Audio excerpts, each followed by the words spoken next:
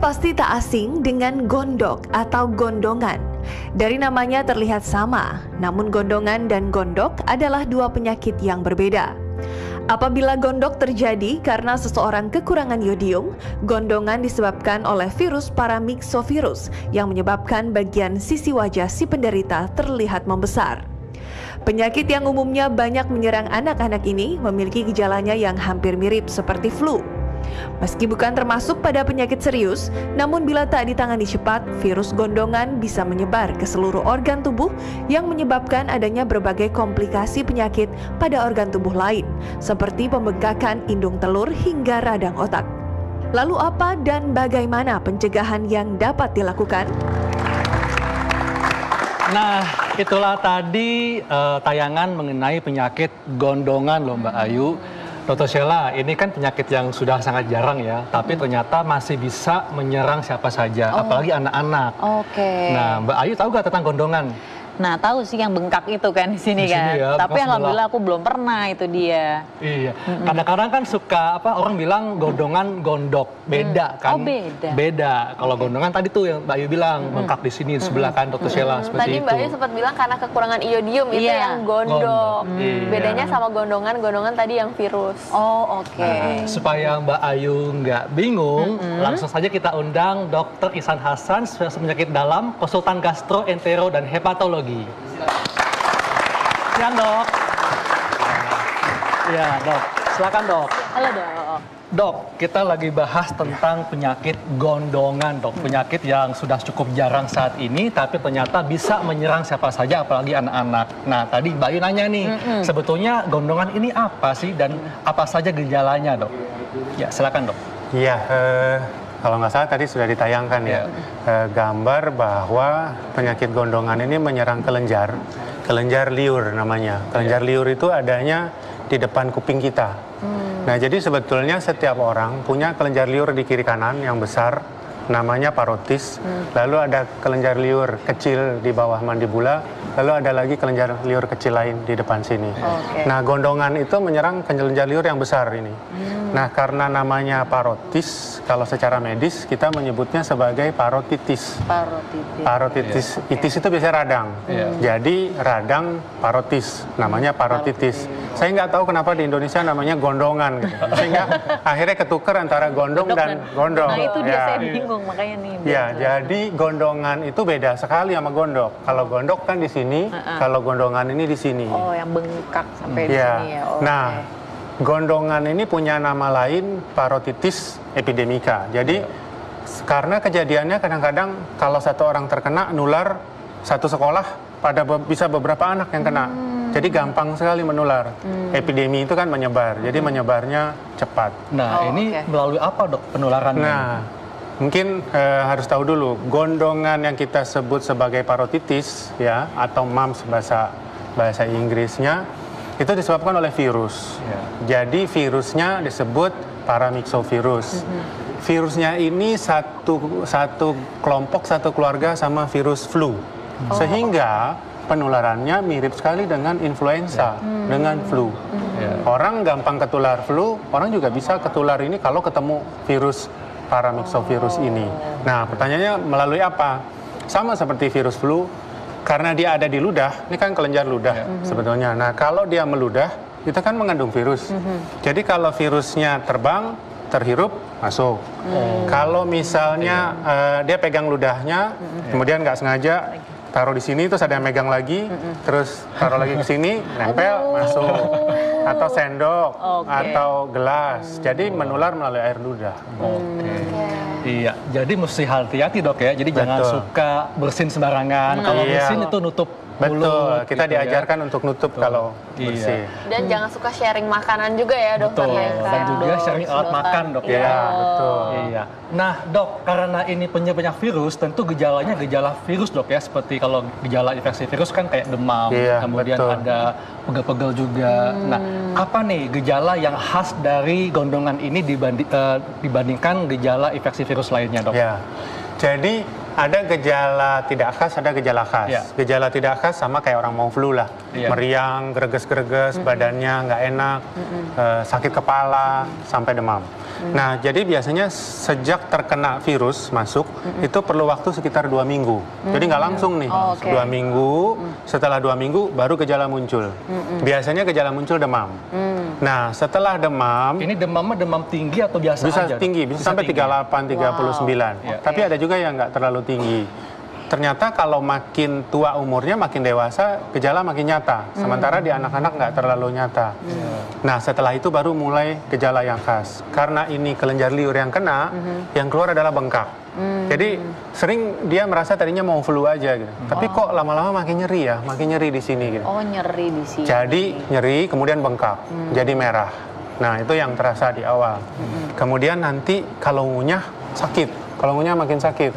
Bahkan nggak ngunyah kalau dia makan yang asam, berasa sakit. Karena kan kelenjarnya... Itu di daerah mana dok? Di tenggorokannya atau di sakitnya di sini. sabuk atau- Jadi di depan kuping, karena dia adanya di sini. Nah, tapi nanti kan dia bisa menjalar ke otot-otot di sini. Sehingga begitu dia buka tutup, berasa nyeri. Biasanya satu sisi dok? Sering Atau satu dua? sisi, tapi bisa 2 sisi. Oh, bisa 2 sisi juga Bisa dok, 2 ya? sisi, betul. Iya. Dan nah nih dok, dan Mbak Ayu juga, Dr. Sheila, banyak nih mitos yang berkembang di masyarakat tentang gondongan. Tapi ditahan dulu nih, kita tanya dulu penonton di studio, ada yang pernah kena gondongan nggak? Oke, mau bertanya? Iya, silakan dengan Mbak siapa? Iya. Nama saya Destia Nabila, umur 18 tahun. Ini dok, saya mau nanya, biasanya tuh kalau lagi gondongan katanya dioles blau itu bisa sembuh. Bener nggak? Dok? Oke, terima kasih. Dok, kayaknya mungkin karena di rumah ada belau nganggur, dipakai buat ngobatin gondongan. Ini bener nggak dok? Iya, saya lihat memang banyak mitos mengenai gondongan. Dan mitosnya ternyata nggak salah-salah amat kalau menurut saya. Contohnya blau, udah dari zaman lama dan saya lihat di banyak wilayah di Indonesia, bukan hanya di Jawa, di Sumatera, di Kalimantan, orang merasa gondongan ini obatnya pakai blau. Mantan kan suka biru-biru ya, Iya, apalagi gondongan iya, itu karena betul, blau karena ternyata ya blau. dok. Ya Ada yang pakai ampun. nasi. Oh gitu. Jadi sebetulnya ada benernya, karena sebetulnya kalau kena gondongan dianjurkan kompres hangat untuk mengurangi radangnya, untuk memperlancar aliran darahnya. Tetapi tidak harus blau. Jadi sebetulnya pakai kain, pakai air hangat juga nggak apa-apa gitu. Jadi ada betulnya. Ada betulnya dok. Cuma yang susah kalau nggak ada blau kan, ya. Betulnya mungkin karena air hangatnya dok, Air jadi bisa hangatnya. mengurangi nyeri dok. Iya, Tapi memang betul. nggak ada obat Bukan yang lain blaunya. dok, harus dengan blau. Iya. Ini pertanyaan mengenai obat ya. Gondongan itu karena virus. Iya. Sampai hari ini virus susah diobati. Jadi tidak ada obat khusus yang bisa menyembuhkan gondongan. Oke. Nah, kita dokter suka menyebut virus itu self-limiting disease. Iya. Jadi badan sendiri yang melawan. Kalau badannya kuat, sembuhnya cepat. Nah dok, sebelum lebih dalam nih tentang pengobatan, kita akan kembali lagi nih. Kita akan bahas tentang mitos seputar gondongan. Sesaat lagi tetap di acara Ayo Dok Sehat.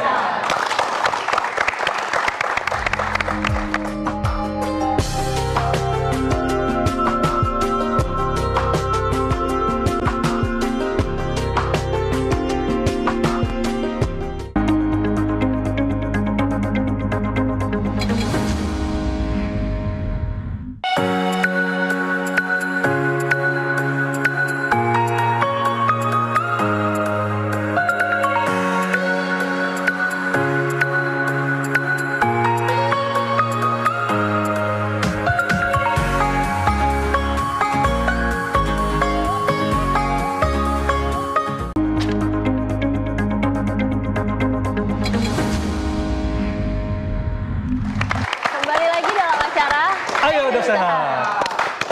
Nah dok, tadi itu sempat masyarakat ini di rumah juga berpendapat bahwa gondongan ini hanya bisa menyerang anak-anak saja, orang dewasa nggak bisa. Nah itu gimana dok?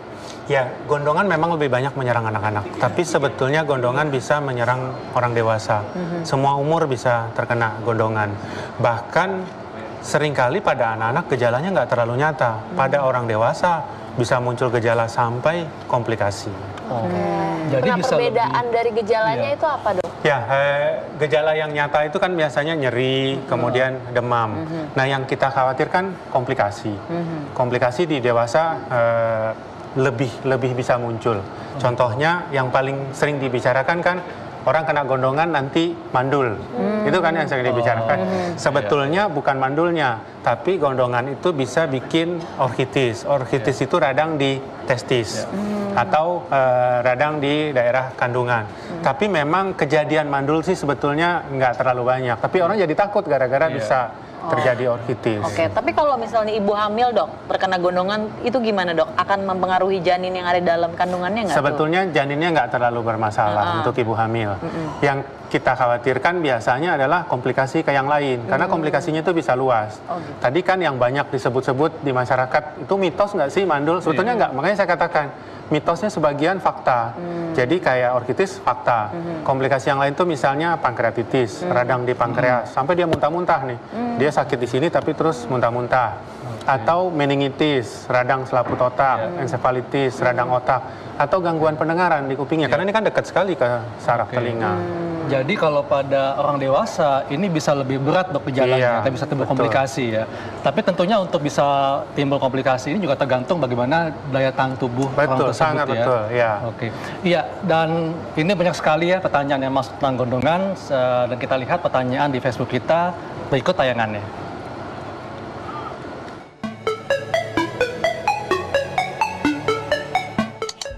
Halo dok, nama saya Pedro, umur saya 21 tahun, saya adalah karyawan swasta. Saya ingin bertanya dok, saya sering kali terkena gondongan di sebelah sini. Setiap sudah sembuh, pasti saya kambuh lagi. Kira-kira apa penyebabnya dok? Saya tidak bisa sembuh total. Mohon penjelasan dan solusinya ya dok, terima kasih. Ini pertanyaannya unik dok. Kenapa unik? Karena tadi dia bilang kena gondongan lebih dari sekali nih kayaknya nih. Nah ini bisa gak dok nih? Iya betul. Dokter Haikal karena dokter tahu bahwa ini unik gitu. Tapi kalau masyarakat mikir ini beneran ya. Satu, gondongan itu biasanya kalau kena cuma sekali. Karena kalau udah punya antibodi dia akan kebal selamanya. Nah pertanyaan tadi, dia mungkin tanya kemana-mana dibilang gondongan. Lokasinya kan lokasi dekat banget daerah gondongan.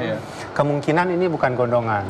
Lihat saja gejalanya. Kalau gondongan kan biasanya merah, panas, kemudian menelan terganggu, kemudian pahit. Saya curiga, ya saya nggak tahu ya, tapi curiga yang membesar itu adalah kelenjar getah bening, bukan parotisnya, bukan gondongannya. Kalau misalnya giginya banyak bolong, lalu infeksi, kelenjar bisa bengkak. Radang tenggorokan, di sini kan ada kelenjar, kelenjar juga bisa bengkak. Karena getah bening ini adalah kelenjar yang berfungsi untuk membantu melawan infeksi. Iya betul. Seperti jadi setiap ada serangan dia akan membengkak jadinya. Oke, nah kalau aku kan punya baby nih, mungkin nggak sih bayi akan bisa terkena virus gondongan itu dok? Betul. Jadi ini sangat penting buat ibu-ibu dengan bayi. Bisa nggak sih terkena? Bisa, tapi biasanya bayi sampai umur 1 tahun aman, karena dia masih punya antibodi yang kuat dari ibunya. Nah makanya ini masuk ke pencegahan ya, dianjurkan untuk memberikan vaksin. Pada anak-anak itu vaksinnya ada untuk gondongan, tapi vaksin untuk gondongan baru diberikan di usia 15 bulan, 14 bulan ke atas. Tahun, dok, ya? Di atas tahun. Jadi itu vaksinasinya itu wajib ya dok ya? Sebetulnya vaksinasinya wajib, sebetulnya wajib, tapi ada tapinya, seringkali terlupa, karena umurnya udah lebih dari 1 tahun. Nih dok, sebelum kita bahas lebih dalam tentang pencegahan, kita bahas dulu dok tentang mitos gondongan. Nah tadi sudah disampaikan bahwa gondongan bisa menyebabkan mandul. Nah ini tadi sudah disampaikan dok ya, sebetulnya bisa komplikasi. Kejadiannya kecil. Komplikasi ke testis, iya. Jadi bisa dok ya. Nah kemudian gondongan bisa menyebabkan tuli. Bisa kalau kena saraf ke telinganya. Jadi bisa makanya saya bilang mitosnya banyak fakta nih. Jadi bisa dok ya. Bisa menyebabkan tuli. Nah, kemudian gondongan betul dok ya, menular lewat percikan ludah. Iya, betul. Iya. Nah, kemudian mitos atau fakta, gejala gondongan hanya berupa pipi bengkak. Ini mitos. Jadi gejala gondongan itu bukan hanya pipi, tapi tadi gangguan mengunyah, gangguan menelan, rasa tidak enak, dan demam. Jadi karena ini radang, syaratnya biasanya ada demamnya, jarang yang cuman bengkak saja. Nah durasinya itu berapa lama dok? Mungkin untuk membedakan dengan sakit tenggorokan biasa. Iya, gondongan itu rata-rata sembuh dalam 5 hari sampai 7 hari, rata-rata. Kalau lebih dari itu belum sembuh, hati-hati. Kadang-kadang terbentuk abses di dalam, sehingga harus dikeluarkan nanahnya dari dalam. Iya. Nah, kemudian mitos atau fakta gondongan lebih berat pada dewasa. Tadi benar dok ya. Dan juga tergantung bagaimana sistem daya tahan tubuhnya. Ya. Gondongan saat hamil bisa menyebabkan cacat bawaan Pada bayi. tidak benar ya dok? Mitos. Iya, kemudian selanjutnya masih ada mitos atau fakta. Oke, sudah selesai. Iya dok.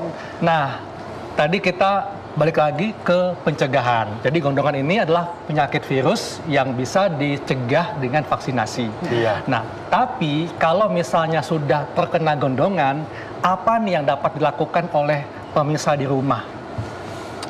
Tadi seperti kita sudah bahas bahwa ini penyakit yang sembuh dengan daya tahan. Ya. Jadi nomor satu adalah memperkuat daya tahan. Bagaimana cara memperkuat daya tahan? Istirahat. Jadi obatnya istirahat. Jangan keluyuran lagi, istirahat. Dua keuntungannya istirahat. Satu, dia penyembuhannya akan lebih cepat. Yang kedua, dia nggak nularin kemana-mana. Kadang-kadang anak udah gondongan masih disuruh juga sekolah. Akhirnya teman-temannya ketularan. Betul. Nah, yang kedua adalah menjaga gizi makanan. Orang dengan gondongan jadi malas makan, pahit. Kalau dia makan yang asam-asam itu makin berasa lagi sakitnya. Karena kelenjar liurnya kan jadi mompa tuh. Mompa liur. Oleh karena itu yang dipesankan adalah menjaga cairan. Kalau dia nggak bisa makan nasi atau bubur, jangan dipaksa. Minum aja udah. Minum aja. Kayak ya. tadi air kelapa ya, kasih air kelapa. Iya. Jadi betul kan, air kelapa manfaatnya banyak, bisa juga untuk membantu pengobatan gondongan dok ya, supaya tidak jadi lebih berat ya. Betul. Nah, pemirsa di rumah yang ingin bertanya, silakan kontak hubungi nomor telepon yang ada di layar kaca Anda. Karena topik kita saat ini sangat menarik, yaitu tentang gondongan. Iya, dok. Tadi dokter sudah singgung mengenai komplikasi ya, komplikasi pada dewasa lebih berat. Nah, kemudian kalau misalnya pada anak-anak, kalau sistem daya tahan tubuhnya itu juga nggak bagus, dan juga pengobatannya mungkin terlambat, komplikasi apa nih yang bisa muncul, dok? Jadi komplikasi tadi yang pada anak bisa muncul tadi adalah ke otak, meningitis atau ensefalitis. Jadi dikatakan sebetulnya pada penelitian dilihat cairan meningsnya, cairan dari kepala itu, si virusnya itu ada di situ, tapi beberapa orang nggak muncul gejala. Nah, itu yang dikhawatirkan. Kalau daya tahannya turun, muncullah gejala meningitis pada anak. Kadang-kadang bisa muncul infeksi tempat lain. Karena daya tahannya turun, yang infeksi parunya. Jadi radang parunya yang memberat itu kan yang kita khawatirkan pada anak. Pada dewasa biasanya nggak kayak begitu. Ada gak nih dok, komplikasi yang paling berbahaya yang bisa menyebabkan kematian? Meningitis dan radang otak tentunya bisa menimbulkan. Yang satu lagi pankreatitis. Pankreatitis ini saya selalu bilang penyakit unpredictable. Gitu. Nggak tahu, muntah-muntah kan enzim pankreas itu merusak. Jadi begitu dia keluar, rusaklah usus dan sebagainya. Sehingga kalau orang gondongan mengalami pankreatitis, dia harus puasa. Harus puasa. Jadi makanannya lewat infus. Oke, mungkin masyarakat di rumah juga penasaran nih dok, untuk cara pengobatannya apakah harus di rumah atau harus di rumah sakit? Ya, sebetulnya tidak harus dirawat. Tidak harus dirawat di rumah sakit. Tapi saya selalu menganjurkan dia jangan keluar. Dia harus diisolasi. Nah, isolasi di rumah ini masalahnya kalau dia seorang anak, punya adik, punya kakak, dia risiko menularkan ke adik, ke kakaknya. Sehingga kadang-kadang kita menganjurkan di rumah sakit supaya terpisah dari anggota keluarganya. Di rumah sakit pun biasanya kita taruh di kamar yang terpisah. Nah, kalau Mbak Ayu, mungkin ada gak pengalaman, mungkin keponakan atau mungkin anak temannya Mbak Ayu pernah kena gondongan? Nah, ada sih waktu itu keponakan aku ya, masih ya itu anak-anak sekitar SD gitu ya. Aku ngeliatnya ya itu dia bengkak, terus biru. Bengkaknya sebelah atau dua-duanya? Dua-duanya. Terus biru mungkin ya itu karena pakai blau itu ya. Tapi yang aku tahu memang dia akhirnya mengeluarkan teman-teman di sekolahnya gitu. Makanya soalnya dia walaupun sakit gondongan itu tetap masuk sekolah, jadi teman-temannya ketularan gitu. Tapi sekarang kayaknya udah jarang ya dok ya? Ya, ini memang penyakit udah jarang karena ada vaksinnya. Tapi ya itu dia salahnya, anak udah gondongan masih aja sekolah. Nah, jadi menularkan teman-temannya malah ya. Kita angkat telepon dulu. Halo, dengan siapa di mana? Iya Mbak. Ibu Asmi di Langsa, Aceh Timur. Ibu Asmi, apa yang mau dikonsultasikan Bu? Ya. Apa yang mau dikonsultasikan Bu? Ini anak ibu kan 10 tahun sakit. Sekarang ini macam epilepsi, saluran pening ya, lihat dari awalnya 9 tahun yang lalu waktu SMP pipinya bengkak kayak bapak dokter negeri masih orang gondongan di pipi. Oke, waktu pas SMP ya? Pas SMP habis itu kan dek, ibu bawa ke rumah sakit. Bapak itu kan ada kartu apa itu, ibu kan orang karyawan kebersihan. Ada kartu apa itu ibu bawa ke Nadine. Habis itu sampai itu ada kira-kira 3 jam. Dokternya nggak sanggup, disuruh bawa ke Medan. Di pipinya gembung bengkak, ada matanya 2 gitu kayak bisul. Oke. Lalu selain itu gejalanya ada apa lagi, Bu? Selain itu gejalanya ada apa lagi, Bu? Itulah terus matanya kan deh kan sembuh itu kempes itu yang gembung tadi, matanya agak ketarik sekarang dia agak istilahnya katanya juling gitu. Tapi diperiksa ke dokter matanya nggak ada apa-apa, 4 kali diperiksa. Cuman sering pening aja arah ke kiri sampai sekarang nggak ada obatnya deh. Ibu udah berobat kemana-mana deh. Oke, baik Bu, kita akan coba jawab ya Bu ya. Terima kasih Bu. Silakan, Gimana dokter? Jadi pertanyaannya kalau nggak salah pernah umur 9 tahun kena gondongan, sekarang sudah kempes, kemudian sekarang matanya jadi ketarik tadi ya. Matanya jadi saya nggak kurang nangkep ya. Tapi biasanya sih gondongan itu sembuhnya sembuh sempurna. Jadi kalau sembuh nggak ada masalah di kadang-kadang bengkaknya lama, dia udah sembuh tapi masih sisa bengkak. Mungkin harus dicari lagi kenapa matanya, apa betul kaitan, karena gondongan itu sarafnya sebetulnya ke sini, bukan ke sini. Berarti mungkin bukan karena gondongan dok ya, beda mungkin ya. penyakit yang lain juga mungkin penyakit yang lain juga ya. Iya. Nah dok, kalau misalnya tadi dokter bilang bahwa gondongan itu disebabkan oleh virus, virus bisa sembuh sendiri. Artinya kalau kena gondongan maka yang dilakukan adalah istirahat. Betul. Kemudian mencukupi kebutuhan cairan. Kemudian juga mencukupi kebutuhan gizi yang baik, sehingga nantinya bisa meningkatkan daya tahan tubuh dan bisa membantu penyembuhan dari gondongan. Seperti itu dok ya. Nah dokter mungkin ada tambahan dok? Untuk mereka yang sudah kena gondongan, itu sebetulnya udah seluruhnya. Tetapi mungkin yang harus diperhatikan adalah ada muncul komplikasi-komplikasi atau tidak. Kemudian yang kedua, mungkin ada baiknya kita menyadari bahwa vaksinasi bukan hanya buat anak-anak. Vaksinasi gondongan buat dewasa juga diberikan. Nah, jadi nggak ada salahnya kalau melakukan vaksin. Kalau waktu anak-anak belum. Mungkin generasi saya nggak tahu generasi Dr. Haikal. Kalau anak-anak sekarang kan umumnya sudah divaksinasi. Tapi untuk yang dewasa-dewasa dulu itu belum populer MMR. Jadi sebaiknya dilakukan vaksinasi.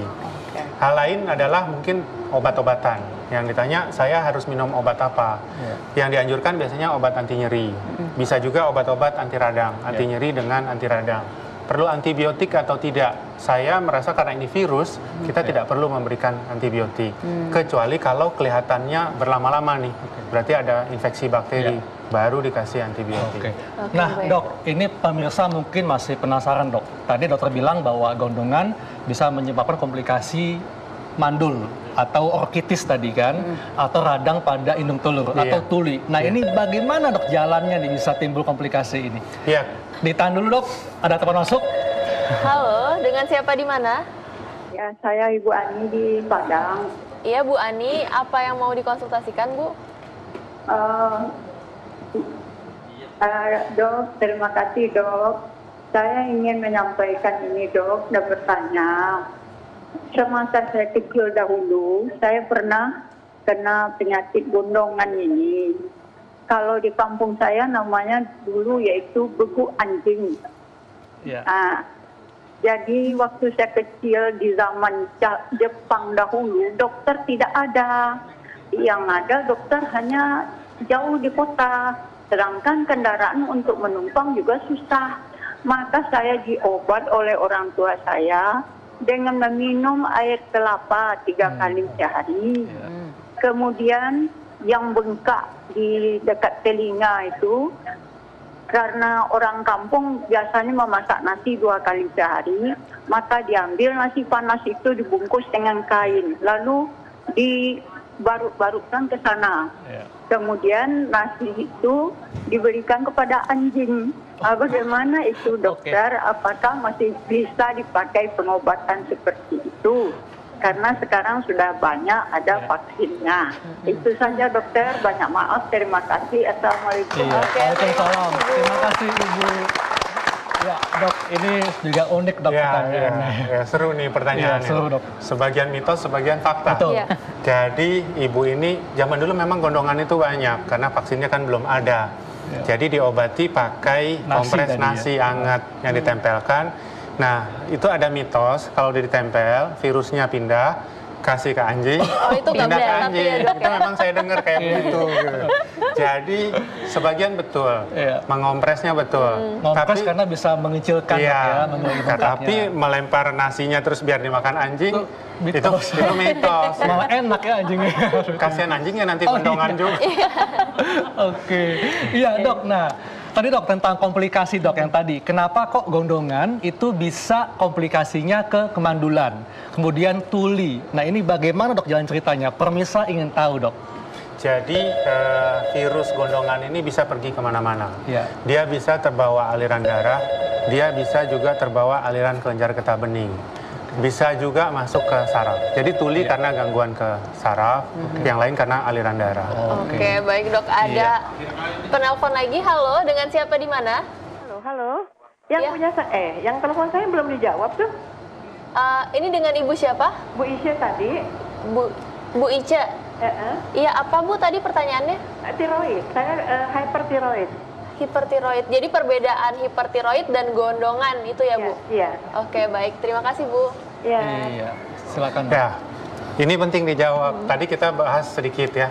Jadi hipertiroid itu akan membuat kelenjar besar. Yang membesar adalah kelenjar tiroid. Bahasanya di masyarakat adalah gondok. Jadi hipertiroid, tadi di gambar pertama kalau nggak salah muncul yaitu kelenjar yang di sini. Sementara gondong yang kena adalah kelenjar parotis. Sehingga hipertiroid sangat berbeda dengan gondongan. Pada hipertiroid yang masalah adalah kelenjar gondoknya. Nah, ini bukan sakit cuma sehari dua hari. Hipertiroid itu bisa bertahun-tahun. Bisa kronis dok. Ya, jadi kalau saya bicara virus kemudian 5 hari sembuh adalah gondongan, bukan hipertiroid. Hipertiroid perlu obat. Bahkan kadang-kadang obat itu bisa bertahun-tahun diminum. Jadi sangat jauh berbeda antara gondong dan gondok. Gondok itu begitu. Oke, ada batasan umur nggak sih dok? Mungkin nanti setelah umur 50 akan mengurangi terkena virus gondongan atau gimana dok? Biasanya makin tua akan makin menurun. Jadi makanya vaksinasi pada dewasa pun dianjurkan pada usia 19 sampai 50-an. Iya. Jadi gondongan adalah penyakit yang disebabkan oleh virus yang bisa sembuh sendiri, dan kalau sudah kena gondongan maka tentunya istirahat dok ya. Betul. Kemudian cukupi kebutuhan cairan, tetap makan makanan yang bergizi, dan tentunya yang lebih baik adalah vaksinasi ya ketika usia 1 tahun. Dan makanya oleh karena itu kita sangat penting untuk menjalankan pola hidup sehat. Jadi kalau kena gondongan jangan galau. Oke, Dr. Sheila, setelah ini kita akan bahas apa, dok? Setelah ini kita akan ada cara sehat. Nah, cara sehatnya itu bagaimana kalau misalnya kita di kantor tidak menurunkan stamina kita. Oke, kayaknya seru nih ya. Kayaknya seru. Sesaat lagi tetap di acara Ayo Dok Sehat. Cara sehatnya